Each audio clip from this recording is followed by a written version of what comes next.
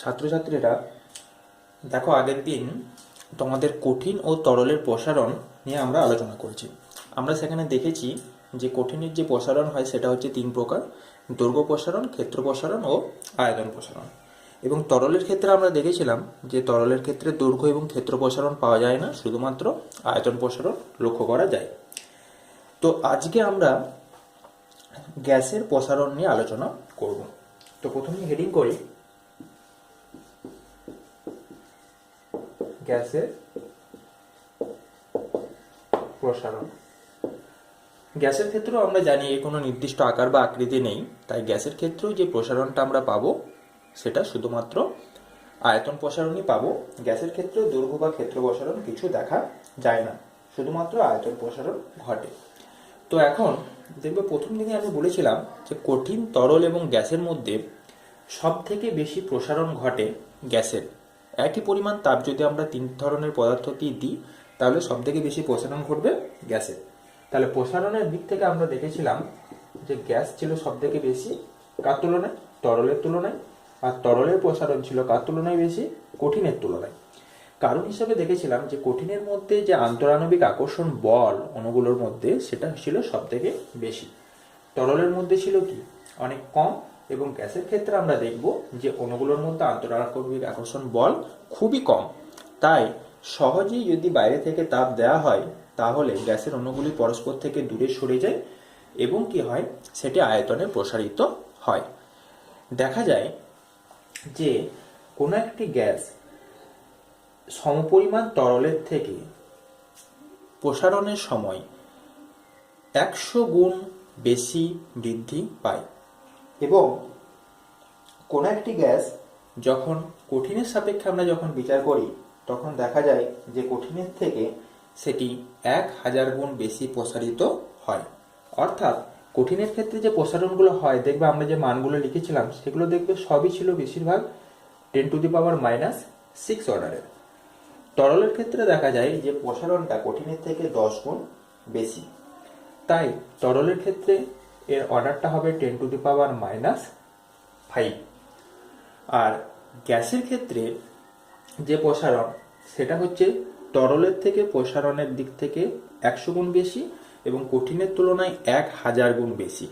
অর্থাৎ গ্যাসের ক্ষেত্রে আমাদের যে অর্ডারটা হবে সেটা হচ্ছে 10⁻⁻3। তাহলে এটা বুঝতেই পারছো যে গ্যাসের প্রসারণটা তরলের থেকে অনেক গুণ বেশি, অর্থাৎ 100 গুণ বেশি, এবং কঠিনের তুলনায় 1000 গুণ বেশি। তার একটি কারণ এই গ্যাসের মধ্যে যে অণুগুলো রয়েছে তার আন্তরাণবিক আকর্ষণ বলের মান খুবই কম। তাই সহজেই গ্যাসের অণুগুলোর মধ্যে প্রসারণ ঘটতে দেখা যায়। বোঝা গেছে? এইবার আমরা যে জিনিসটা জানবো, দেখবে কঠিন এবং তরলের ক্ষেত্রে একটা গুরুত্বপূর্ণ জিনিস ছিল যে যখন আমরা কঠিন এবং তরলের ক্ষেত্রে উপাদানগুলো পরিবর্তন করছিলাম, তখন আমরা দেখছিলাম যে বিভিন্ন উপাদান বিশিষ্ট পদার্থের ক্ষেত্রে প্রসারণ বিভিন্ন রকম হচ্ছিল। আমরা দেখব পরীক্ষার মাধ্যমে এগুলো দেখিয়েছি। পিতল এবং লোহার একটা পরীক্ষার মাধ্যমে দেখানো হয়েছে। তরলের ক্ষেত্রে জল, অ্যালকোহল এবং বেঞ্জিনের পরীক্ষার মাধ্যমে দেখানো হয়েছে। কিন্তু গ্যাসের ক্ষেত্রে আমাদের খেয়াল রাখতে হবে যে গ্যাসের অণুগুলোর প্রসারণ এতটাই বেশি হয় যে সমস্ত ধরনের গ্যাসের অণুর ক্ষেত্রেই প্রসারণটা সমান হয়। অর্থাৎ গ্যাসের ক্ষেত্রে সম উষ্ণতার পার্থক্যের জন্য, অর্থাৎ সকল গ্যাসকে যদি আমরা একই পরিমাণ উষ্ণতা দিই বা তাপ দিই, তাহলে কি হবে না, সমস্ত গ্যাসের ক্ষেত্রেই আমাদের প্রসারণটা একই রকম হবে। বুঝেছে? তাহলে একটা পয়েন্ট আমরা জানলাম। নেক্সট পয়েন্ট হচ্ছে, এই যে গ্যাসটা, যেমন ধরো তরল যখন আমরা উত্তপ্ত করছিলাম, তরলটাকে কি করছিলাম আমরা কোনো না কোনো একটা বিকারের মধ্যে বা পাত্রের মধ্যে রাখছিলাম। ঠিক তেমনি গ্যাসটাকেও কি করতে হবে, আমাদের কোনো না কোনো একটা কন্টেনারের মধ্যে রাখতে হবে। তো এই গ্যাসের যে প্রসারণ, সেই গ্যাসের প্রসারণটা যে পাত্রে রাখা হচ্ছে সেই পাত্রের তুলনায় এতটাই বেশি হয়, পাত্রের প্রসারণের তুলনায়, গ্যাসের ক্ষেত্রে সেই জন্য পাত্রের প্রসারণটাকে উপেক্ষা করা যেতে পারে বা উপেক্ষা করা হয়।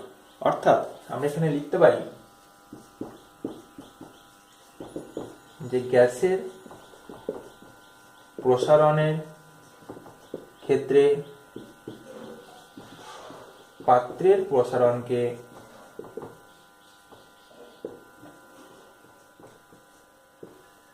উপেক্ষণীয় ধরা হয়। বোঝা গেছে? কারণটা কি? কারণ পাত্রের প্রসারণের তুলনায় গ্যাসের প্রসারণটা অনেক গুণ বেশি।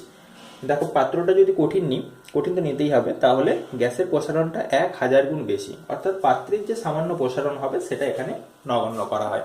তাই তরলের ক্ষেত্রে দেখবেন, আমরা যখন প্রসারণ পড়েছিলাম তখন দু ধরনের প্রসারণ পড়েছিলাম, একটা ছিল আপাত প্রসারণ আর একটা ছিল প্রকৃত প্রসারণ।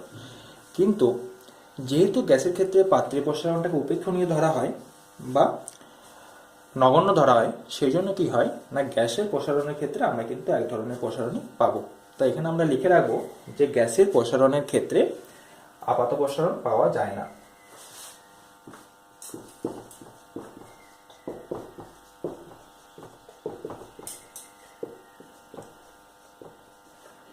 ক্ষেত্রে আপাত প্রসারণ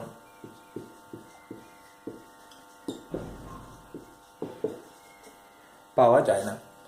অর্থাৎ কি আমরা বলতে পারবো যে গ্যাসের ক্ষেত্রে শুধুমাত্র এক ধরনের প্রসারণই পাওয়া যায়। তার কারণটা হচ্ছে গ্যাসের প্রসারণ পাত্রের প্রসারণের তুলনায় অনেক গুণ বেশি। ঠিক আছে, এবার আমরা নেক্সট যে পার্টটাতে চলে আসবো সেটা হচ্ছে এই যে গ্যাসের প্রসারণটা আমরা যখন ঘটাবো তখন কিন্তু আমাদের আর একটা জিনিস খেয়াল রাখতে হবে যে স্থির চাপ। অর্থাৎ যখন আমরা গ্যাসের আয়তন প্রসারণ ঘটাবো তখন আমাদের কিন্তু চাপটাকে স্থির রাখতে হবে। এটা একটা খুব গুরুত্বপূর্ণ বিষয়। এবং যখন আমরা আয়তন প্রসারণ ঘটাবো তখন চাপ স্থির রাখবো। আবার উল্টোটা, যদি আমরা চাপ বৃদ্ধি করতে চাই তাহলে কিন্তু আমাদের আয়তনটা ফিক্সড রাখতে হবে। তাহলে গ্যাসের এই যে প্রসারণটা, গ্যাসের প্রসারণটাকে আমরা দুটো ভাগে ভাগ করতে পারি। একটা লেখো, স্থির চাপে আয়তন প্রসারণ, আরেকটা হচ্ছে স্থির আয়তনে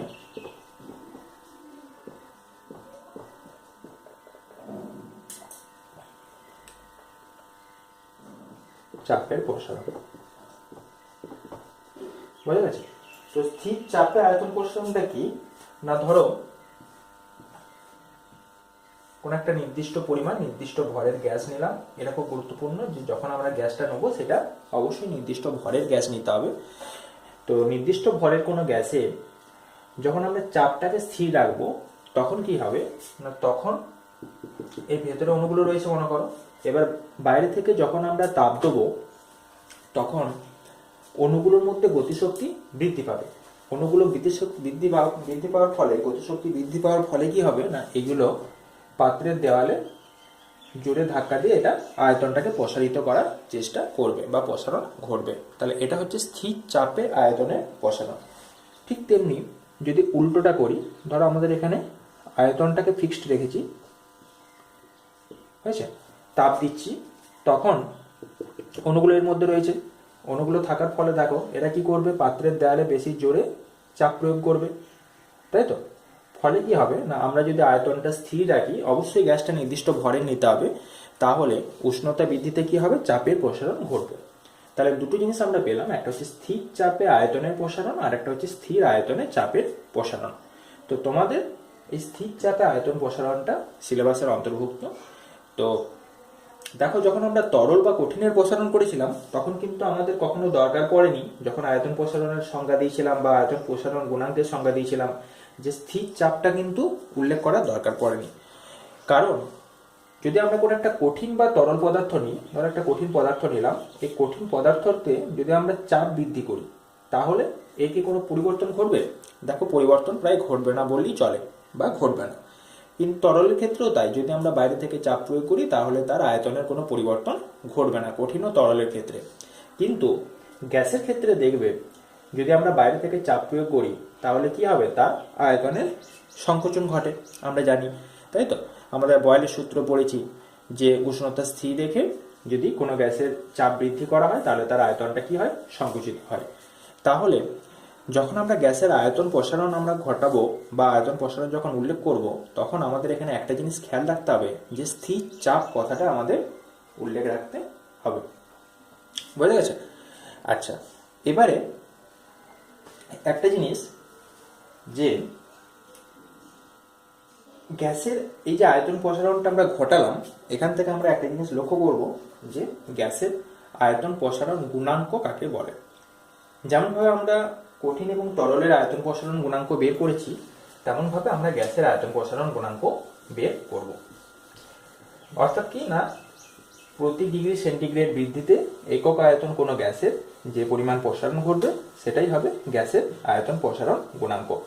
কিন্তু এখানে আমাদের সংজ্ঞাটা একটু চেঞ্জ করে দিতে হবে। সংজ্ঞাটা বলার সময় আমাদের প্রথমেই উল্লেখ রাখতে হবে যে স্থির চাপে নির্দিষ্ট ভরের, এই কথাটা আমাদের এখানে গ্যাসের প্রসারণের ক্ষেত্রে বা প্রসারণ গুণাঙ্ক যখন আমরা বের করব তখন আমাদের এখানে উল্লেখ রাখতে হবে যে স্থির চাপে নির্দিষ্ট ভরের। কারণ একটা জিনিস দেখো, প্রথমেই বললাম যে গ্যাসের আয়তন প্রসারণ যখন ঘটাতে হবে তখন আমাদের চাপটা স্থির রাখতে হবে, আর 2 নাম্বার হচ্ছে কি গ্যাসের ভরটা নির্দিষ্ট রাখতে হবে। তাহলে স্থির চাপে নির্দিষ্ট ভরের কোনো গ্যাসের ক্ষেত্রে এই জিনিসটা আমাদের প্রথমেই খেয়াল রাখতে হবে।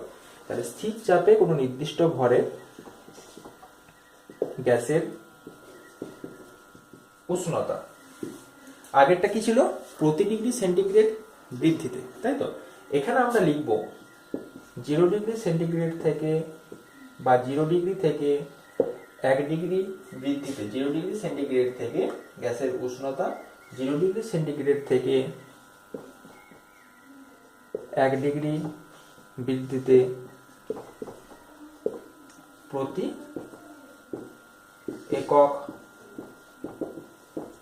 আয়তনে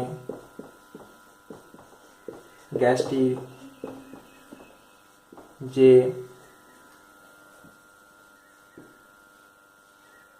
প্রসারণ ঘটে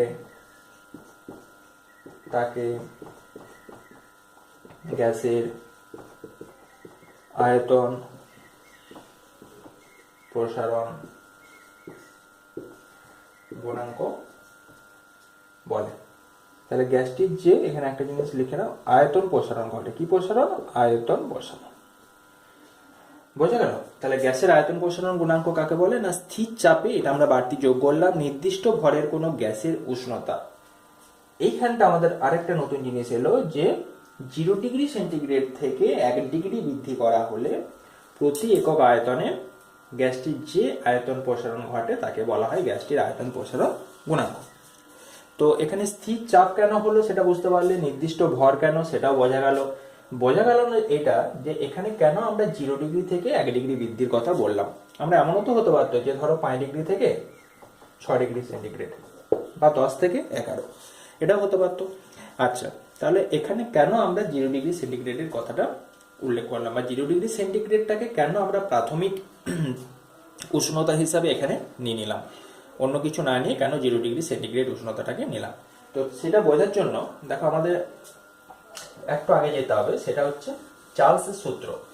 চার্লসের সূত্রটা দেখবে আমরা পড়েছি যে স্থির চাপে কোনো নির্দিষ্ট ভরে গ্যাসের উষ্ণতা প্রতি ডিগ্রি সেন্টিগ্রেড বৃদ্ধি বা হ্রাসে গ্যাসটির আয়তন তার 0 ডিগ্রি সেন্টিগ্রেড উষ্ণতায় যে আয়তন থাকে তার 1/273 অংশ হারে যথাক্রমে বৃদ্ধি বা হ্রাস পায়। এটা তোমরা গ্যাসের চ্যাপ্টারে দেখবে পড়েছ, তাই তো। যে চার্লসের সূত্রটা একবার লিখে দিই। চার্লসের সূত্রটা হচ্ছে স্থির চাপে কোনো নির্দিষ্ট ভরে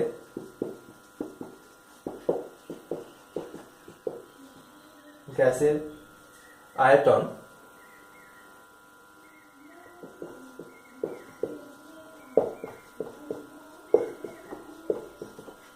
প্রতি ডিগ্রি সেন্টিগ্রেড বৃদ্ধি বা হ্রাসে গ্যাসটির 0 ডিগ্রি সেন্টিগ্রেড উষ্ণতায় যে আয়তন হয় তার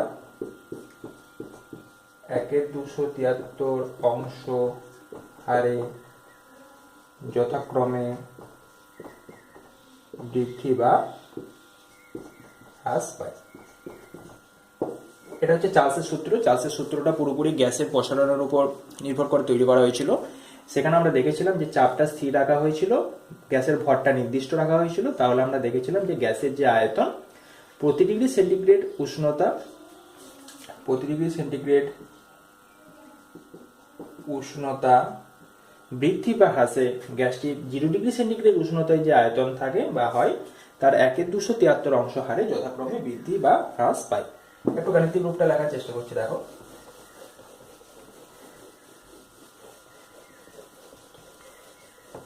মানে স্থির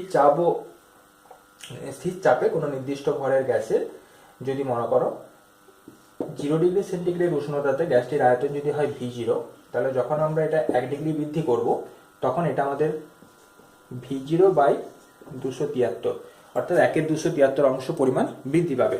তাহলে টোটাল আয়তনটা কত হয়ে যাবে? V0 plus V0/273। এখান থেকে আমরা V0টা কমন নিলে আমরা পেয়ে গেলাম 1 + 1/273। তো যাই হোক, এই যে ইকুয়েশনটা বা তোমার এই যে সমীকরণটা, এখান থেকে আমরা দেখতে পাচ্ছি যে 0 ডিগ্রি সেন্টিগ্রেড থেকে প্রতি ডিগ্রি বৃদ্ধিতে আমাদের গ্যাসের যে আয়তন সেটা কত অংশ হারে বৃদ্ধি পাচ্ছে? 1/273 অংশ হারে বৃদ্ধি পাচ্ছে। বুঝলে গেছে? তো চার্লসের সূত্রটা এখানে আর দরকার নেই। এখানে আমরা গ্যাসের আয়তন প্রসারণ গুণাঙ্কের যে সংজ্ঞাটা, সেখানে আমরা যে রূপটা সেটা আমরা দেখবো এবার। সেই রূপটা কি না, মনে করো কোনো গ্যাসের 0 ডিগ্রি সেন্টিগ্রেড উষ্ণতাতে আয়তন হচ্ছে V0। এবার এই উষ্ণতাটাকে বাড়িয়ে আমি মনে করো T ডিগ্রি সেন্টিগ্রেড করলাম। T ডিগ্রি সেন্টিগ্রেডে যে আয়তনটা হবে সেটা মনে করো VT হয়েছে। তাহলে আয়তনের প্রসারণ কত হলো? VT - V0। তাহলে এটা প্রপোর্শনাল টু কি হবে? V0। তার কারণটা কি না, প্রাথমিক আয়তন যত বেশি হবে তত আয়তনের প্রসারণটাও বেশি ঘটবে। আরেকটা কি না, VT - V0 প্রপোর্শনাল টু হচ্ছে T - 0, মানে আমরা এটাকে একবারে লিখতে পারি T। তাহলে VT - V0 প্রপোর্শনাল টু হচ্ছে T। তাহলে এখান থেকে VT - V0 প্রপোর্শনাল টু লেখা যেতে পারে V0 × T।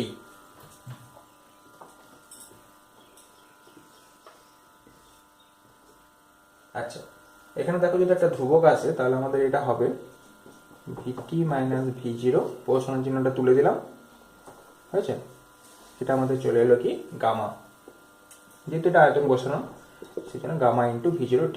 তাহলে গামা সমান হয়ে গেল VT - V0/V0 × T, হয়েছে।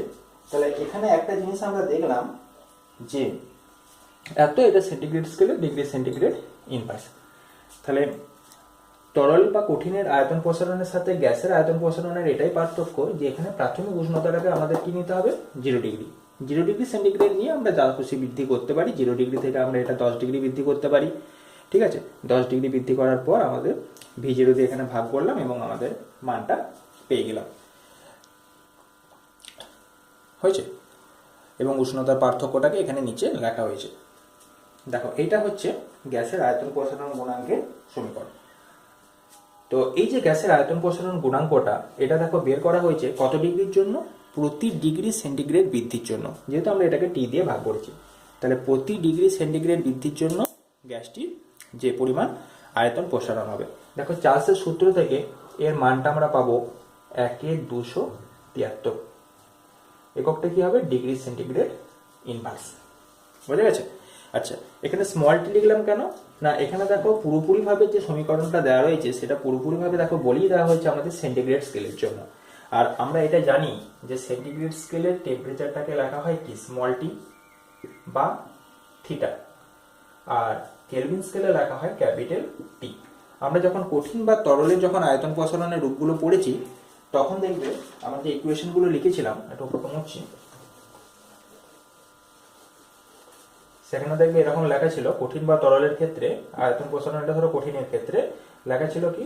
L2 - L1/L1, সরি এটা দৈর্ঘ্য প্রসারণ লিখলাম। আয়তন প্রসারণের ক্ষেত্রে আমরা লিখেছিলাম V2 - V1/V1 × T2 - T1।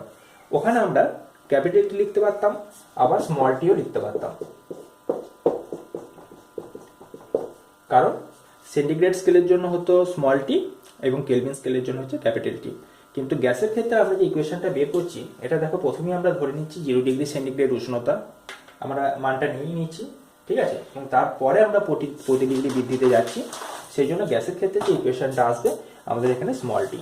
তো আমরা নিজেদের সুবিধার জন্য সমস্ত ইকুয়েশনগুলোই স্মল টি ধরে করতে পারো, কোনো ব্যাপার নেই। আবার কঠিন বা তরলের ক্ষেত্রে ক্যাপিটাল টিও লিখতে পারো, কোনো অসুবিধা কিছু নেই। ক্যাপিটাল টিটা সাধারণত কেলভিন স্কেলে ধরা হয়, আর স্মল টি বা থিটাটা সেন্টিগ্রেড স্কেলে ধরা হয়। কিন্তু গ্যাসের ক্ষেত্রে যে ইকুয়েশনটা আমরা লিখবো সেটার ক্ষেত্রে আমরা দুটি জিনিস খেয়াল রাখবো। একটা হচ্ছে T2 মাইনাস T1টা শুধুমাত্র টি হয়ে যাবে, কারণ T1টা এখানে 0। আর একটা জিনিস কি না, এখানে V1টা হয়ে যাবে V0, আর এখানে V1 এর জায়গায় লিখবো V0। শুধুমাত্র এইটুকু আমাদের পার্থক্যটা থাকবে। তাহলে ইকুয়েশনটা একবার ভালো করে লিখে দিই।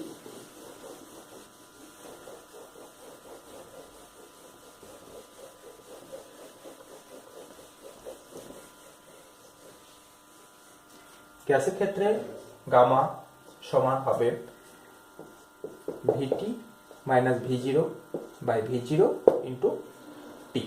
এটা হচ্ছে গামা।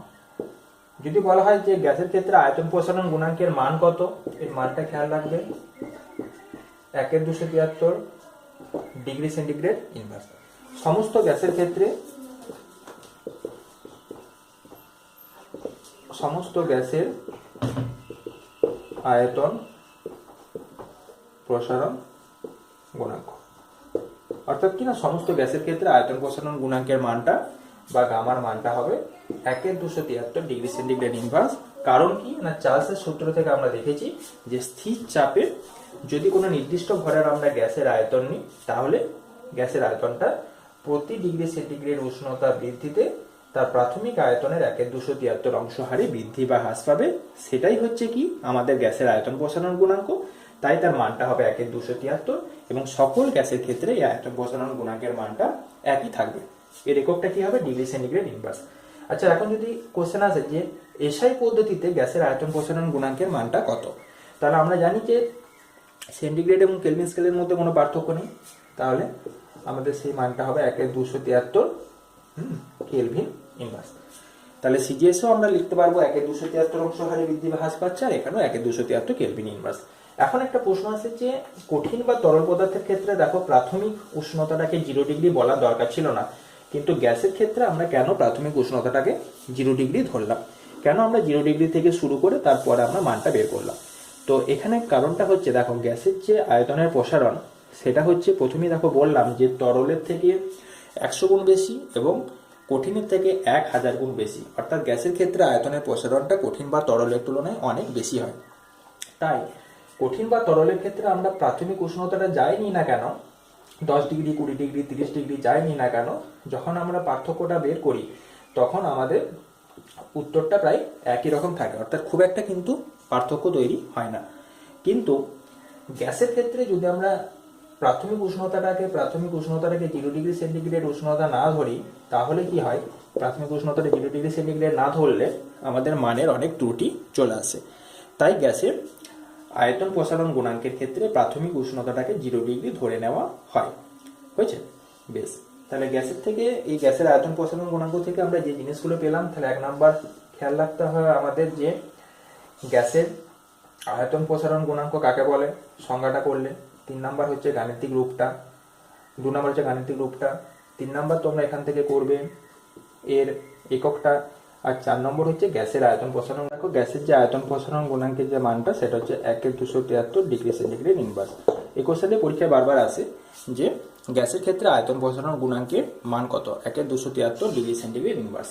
আর একটা কোশ্চেন আছে যে সকল গ্যাসের ক্ষেত্রে কি আয়তন প্রসারণ গুণাঙ্কের মান সমান, উত্তরটা কি হবে, হ্যাঁ, সকল গ্যাসের ক্ষেত্রে আয়তন প্রসারণ গুণাঙ্কের মান হবে সমান। আরেকটা কোশ্চেন কি আছে যে গ্যাসের ক্ষেত্রে কি আপাত প্রসারণ গুণাঙ্কের মান পাওয়া যায়, না, গ্যাসের ক্ষেত্রে আপাতন প্রসারণ গুণাঙ্ক পাওয়া যায় না, শুধুমাত্র প্রকৃত প্রসারণ গুণাঙ্ক পাওয়া যায়। আচ্ছা, আর গ্যাসের আয়তন প্রসারণ গুণাঙ্ক কি কঠিন বা তরলের তুলনায় মানটা অনেক বেশি হয়, হ্যাঁ, অবশ্যই বেশি হয়, তরলের তুলনায় 100 গুণ এবং কঠিনের তুলনায় 1000 গুণ। বেশ, তাহলে আজকে গ্যাসের আয়তন প্রসারণ গুণাঙ্ক এতটা এটা কমপ্লিট হয়ে গেল।